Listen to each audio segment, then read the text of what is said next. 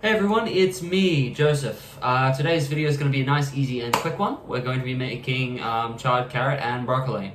Yeah, really basic, but really nice, really simple, really easy. It's not hard to make. So yeah, what are you going to need? Okay, so pretty simple on the ingredients.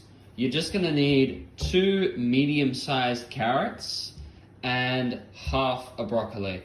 I find that these quantities are perfect for the dish because you don't want to overcrowd your frying pan. If you do, you're going to get bad cooking times basically for the vegetables. We want all the vegetables to cook evenly, so I find that this, for a standard size frying pan, is perfect. The size of your vegetables matters drastically for this dish.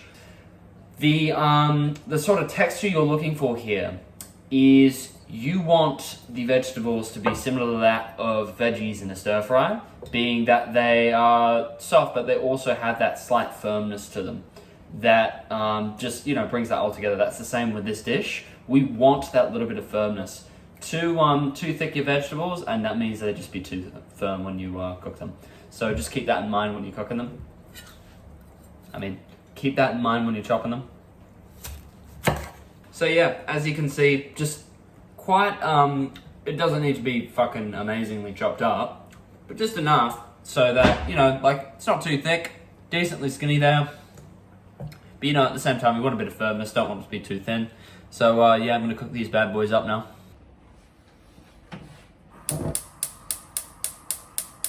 Okay, I'm gonna need to be incredibly fast for this next bit.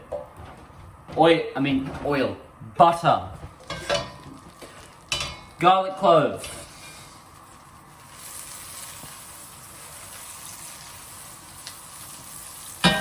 melt all your butter down. Once your butter is all melted, add all your veggies in.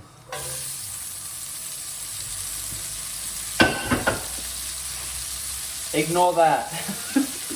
And you just want to get it around in there. Sorry, you want to get it around in there in all that butter, so mix it all around in there.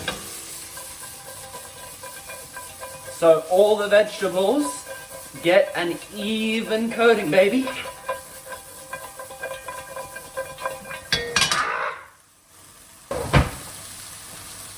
Now, very important that once you've coated all the vegetables in butter, you leave it. The importance of cooking this dish is in the fact that if you're constantly mixing this around, it's not going to cook properly. It's like if you put your hand on a flame. If you do it over that flame fast, you're not going to feel a thing. If you leave it over that flame, your hand's going to get hot. The same is with your cooking. If you're constantly moving stuff around, you're going to lose heat, but if you leave it in there and give it the time to cook, it will cook properly.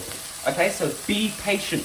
Don't constantly cook this. Not constantly cook this. Don't constantly move it around in the pan. Just leave it and give it time to cook. Be patient, and then every now and again, and when I say every now and again, I mean like every 2.5, 3 minutes, give it a little flip.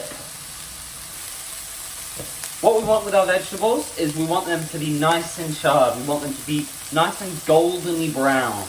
And so I'll show you what that looks like in a bit. This here is just gravy for another dish I'm making. Just entirely ignore this frying pan here. We're focusing on this dish. This is an entirely separate one.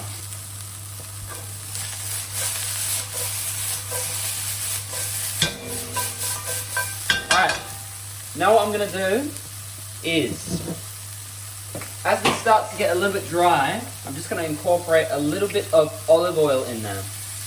I say a little bit, that was very generous, but that's what you want. Bit of salt, not salt, bit of pepper, and a lot of salt, and I mean a crazy amount of salt with this. Need to go generous on the salt, because that is like the most important part of that. Now again, mix that all in so it all gets an even layer of salt, pepper, and oil. Now what happens is if you don't add this layer of oil, I find that it gets too dry and it gets too burnt. It doesn't become that give you that char grill effect. What you end up getting is basically just burnt vegetables. So you need to keep, you want to make sure that your vegetables basically don't get too dry, which is why I add the oil. Now, test it with a fork. Again, I'll remind you what you're looking for, or what you're feeling for, sorry, is you're feeling for something that has a similar taste to veggies in a stir fry, ever so slightly hard, but mostly soft. But it's still got that little bit of firmness in it. Now, these aren't quite ready, just too firm, but they are close. They're definitely almost there.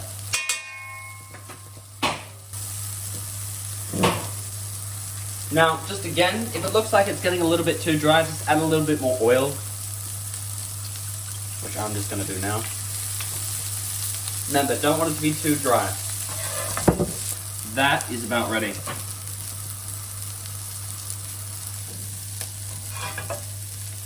And now we're going to plate this bad boy up.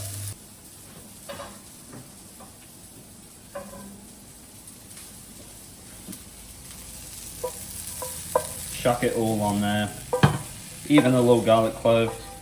We don't care about that. That's staying in there. And top it with a generous amount of salt. A real generous amount of salt. Move that. And that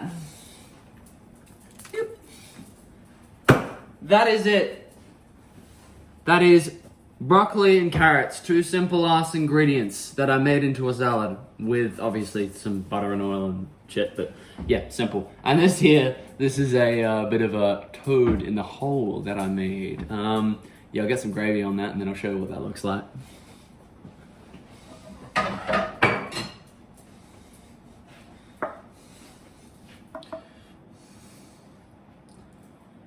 Oh yeah, get it on there.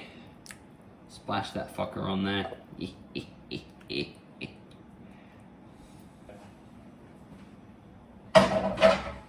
And happy days, I'm gonna eat that and give a rating. Okay, so I've eaten the meal and now I'm gonna rate it. So I score from 1 to 10. 1 being the absolute worst that type of food I've ever had, 5 being borderline average, and 10 being, well, the best type of thing that type of food I've ever had. And I would give that, I'm gonna say a 7. It's a pretty good, yeah, no, it is a pretty good dish. It's nice, but I didn't have it with any sort of sauce, which is a shame because the salt makes it, is very, it's very powerful. It's still nice to have on its own, but what makes this is if you add a little bit of aioli. I quite like, to eat, this dish with, aioli, even a teeny bit of lemon juice in there as well. And yeah, it really does take it to that next level. But while we're on the topic of ratings, unrelated note, I actually made, if you could see that other little dish I had there, I made toad in the hole. And that was absolutely brilliant. I won't lie, that was pretty good. That was pretty good toad in the hole. I've had toad in the hole, I think, probably once or twice ever in my life. But out of all of them, that's probably the best one I've ever had. Which I know that's not much, but hey, is a good toad in the hole. I really liked it, so I'll definitely make that again in the future. But anyway, that's it. That's a wrap to the video. Thanks for watching if you did, and yeah, see ya.